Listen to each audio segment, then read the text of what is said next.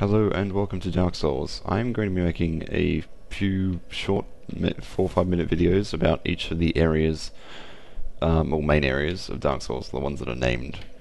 I'm going to be overviewing where the item locations are, enemy locations, and NPCs you can talk to, and where bonfires are. I'm going to be starting off with Firelink Shrine. It might seem counterintuitive to start off with Firelink Shrine, since you start off in the Undead Asylum. But since you have to go back, well, you don't have to, but since you go back there later in the game, I thought it would be better to leave it for a bit later, because there's items you miss out until you come back later in the game, and it'll be just a lot easier to do it then. So I'm going to start. First off, I'm going to show you all the item locations. There will be, start off when you come back from that bonfire, there's going to be one on this body. You see I've already picked it up. I think that was the humanity on this body. If you come up through here, this door here, and you go up here, straight down here, and down this path, there is a body here, and it has a firebomb on it, which is basically a grenade. It's quite useful if you're not a pyromancer or something that has magic. If you come up here, you'll meet your, well, not first NPC, the one next to the bonfire is the first NPC, but you come across your second NPC. I forget his name right now, but I think he teaches you a gesture. I'm not sure. Does he? No. Oh, he gives you a copper coin though, and that can be used later in the game for Snuggly the Crow, which I'll get to when I go back to the Asylum. If you come up these stairs here, you'll come across here, which is the elevator. Later in game, you'll activate this elevator after you've got to the Undead Berg, I think it is. You activate this elevator, and it's basically a shortcut all the way up there, and it's very useful. You use it a lot. If you come up these stairs here, you come across another item, Soul of the Lost Undead. And if you come down here, also about the elevator, I'm going to have to show you. I'll have to go into my other character to show you how to. There's an item up on the roof of this building right here, and I'll have to show you how to get it. Okay, guys. I'm going to show you. I'm back on my other character, my level 56 character. You can see I'm in much late game gear. I'm going to be showing you how to actually get onto that roof of the Undead Asylum now that on this character I have the elevator working.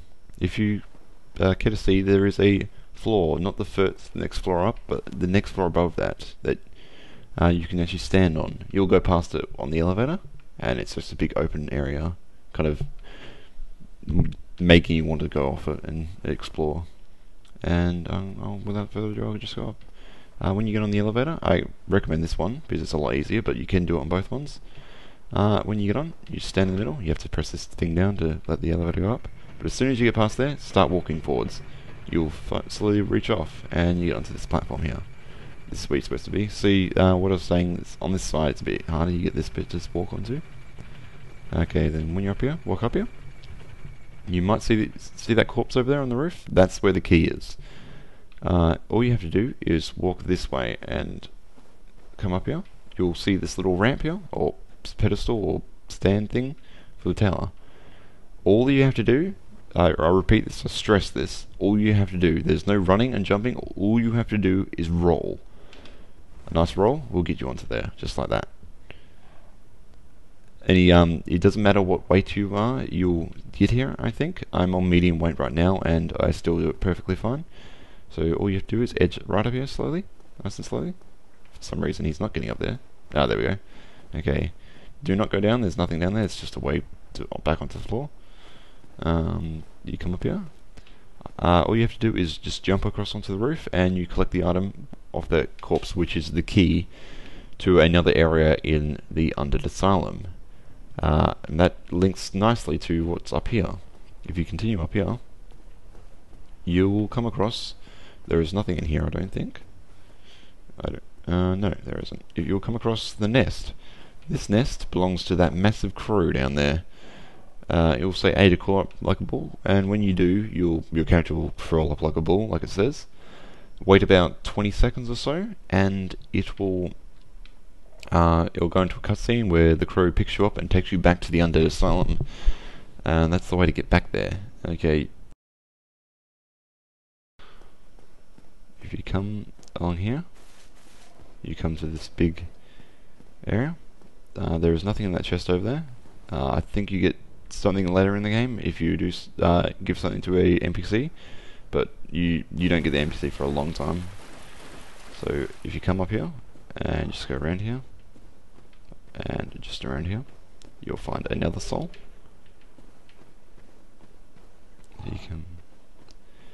And if you come down here, you'll start to see the beginnings of the graveyard. Right now I'm not going to overview the graveyard because it's full of skeletons that would kill me. I'm only level 1. I've started a new character just for the sake of having all the items around.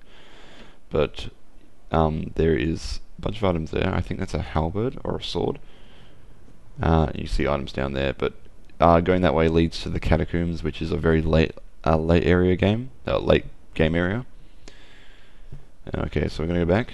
You see the giant crow that brought you to the Undead Asylum, from the Undead Asylum in the first place. He's quite useful. He's your transport back to the Undead Asylum later in the game, but we'll get to that later. If you come over here, you'll see another item just down here.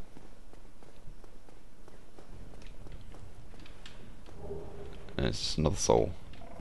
I'm just going to drop down in the water. You do take a bit of fall damage from that drop. I think that's all of the normal items. Actually, there's one other thing I'm going to show you. Come down here, and you'll see in this little jostle here, this woman. She's deaf, so she won't talk to you, but she is the Firekeeper. If you later in the game, you'll find Firekeeper souls. You give them to her, and she'll reinforce you Eustace flasks, which basically makes them more useful. You can come down here. I wouldn't recommend going down here, but I'm just showing you for the sake of it. If you come down here, you'll come across an elevator. It should be just around here. Oh, another set of stairs. But yes, just here. Do not go down this elevator right now. You're not going down this elevator until at least you've killed Queerlank, which is a boss, much later in the game. That leads down to the new Londo Ruins, which is full of ghosts that kill you so quickly. Also you can't attack ghosts without a special item. So, yes. I'm going to come back up now. I think that is all the items right now. I'll show you the enemy locations now. Come down here. You can see piles of bones just sitting there. There are two skeletons directly ahead here. They will summon if you get close. There are two skeletons just down here. They will summon if when you take that item. I think there are I think 5 more normal skeletons further up, and there are 2 giant skeletons. So yeah, these skeletons are relatively high level stuff. Don't come down there until you're like level 20, 30. Before you can't handle them right now. They do too much damage and you do too little. So come back here.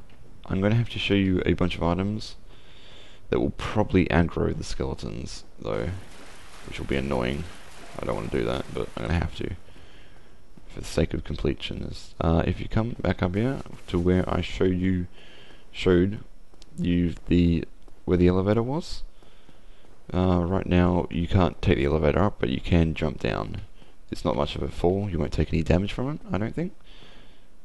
No, you don't take any damage. If you just jump down and you come through here, you'll have another small fall, but you come into a little area full of chests, and these are full of nice, useful stuff, which is the Cracked Red Isle. These allow you to invade other people's worlds while you're online. They're quite fun to use, I guess. Invading other people's worlds and killing them is hilarious. There's your Morningstar and Talisman. I don't know what the Talisman does. It's some sort of armor, but the Morningstar is obviously a weapon, a blunt mace-like weapon. You can get that. You get your Homeward Point. That, when used, will teleport you to your last used bonfire. So it's very useful for getting out of sticky situations like boss fights and whatnot. And this will give you a Lloyd's Talisman. Basically, you throw it at an enemy, and it stops them using Eustace fast and healing. It may not seem very prevalent, but it's more based for killing for players. So if you're going to invade another world, throw this Lloyd's talismans at them, stops them healing, and well, you can kill them quicker. Now, see, jumping down there is going to aggro these two skeletons, and you see how they form up. I don't recommend engaging them right now, but I'm going to have to.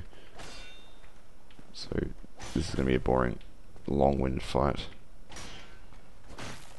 Fucking 11 damage, wow.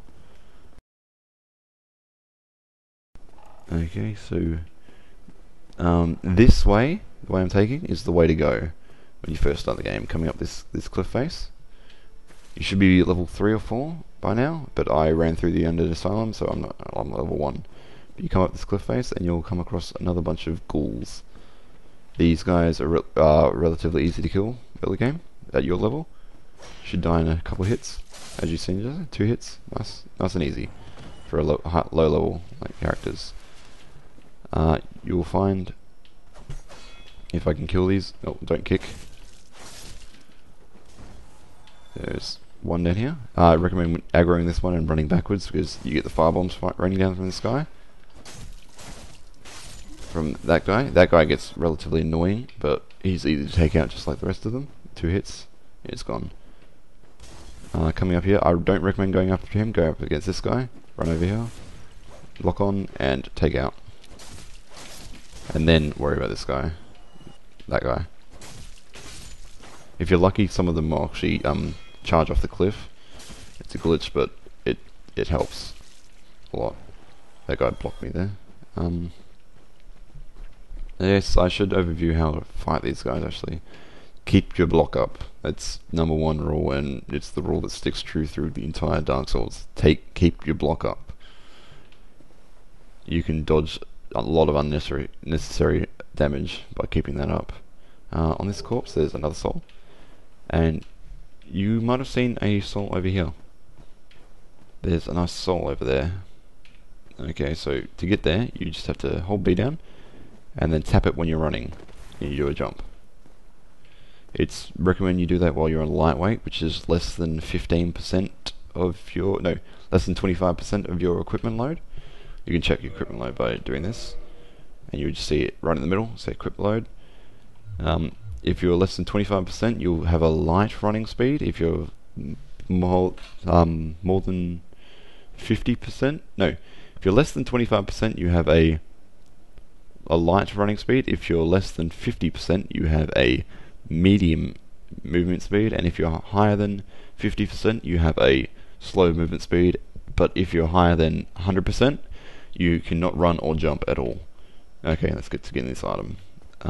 You just slowly edge around these things. I normally just run directly at the wall and slowly edge up, and then you'll finally edge it, and then just run against the wall. You kind of do like ice skating, like in Oblivion, but this will have a ring on it, the Ring of Sacrifice. This ring basically will break on use, but it allows you to, when you die, you keep all your souls and humanity, which is quite useful, but I don't really use it because it seems like a waste, always making them break. You do get a rare Ring of Sacrifice, which basically stops curses as well, which can become very useful late game because you get enemies that curse you. I think that's... oh, actually, we have to go up in the top of this aqueduct. Oh, I almost missed that jump. So if you come up the top here, just up these stairs, there's another item up here. I think this is just another soul. There's plenty of souls up here. Yes, another soul. These souls I'm collecting, basically they're just itemized souls, which is your currency in the game. You use souls to level up, you use souls to buy items from traders. And yeah, that's about it. You lose them when you die. That's why the Ring of Sacrifice can be quite useful, because you don't lose the souls. But as long as you can get back to the place where you died, you can collect the souls again. If you come in here, you'll find a rat in here. He's very easy to attack. Normally, when you come in, he turns his back to you, and you can just kill him 2 hits. If you allow him to attack you, he'll put a bleeding effect on, which you can see just there, going down. If that meter fills up, you become bleeding and you slowly take damage. I'm not sure for the time, how long you'll be bleeding for, but it's, yeah, you'll eventually all wear off, but you do take a lot of damage from it. On this corpse, you'll find another soul. A lot of souls around here, as like I said. And if you keep heading up here, I'm not sure where the Undead Berg starts. Okay, this great gate here, you'll unlock later, and it's a shortcut to the depths. Yeah, the depths are quite far in. You'll go there to kill the gaping dragon and whatnot. Okay, if you come through here, I think this is where the Undead Berg starts. I think. Yes, this is where the Undead Berg starts. I'm going to leave it off here, guys. Thank you all for watching, and goodbye.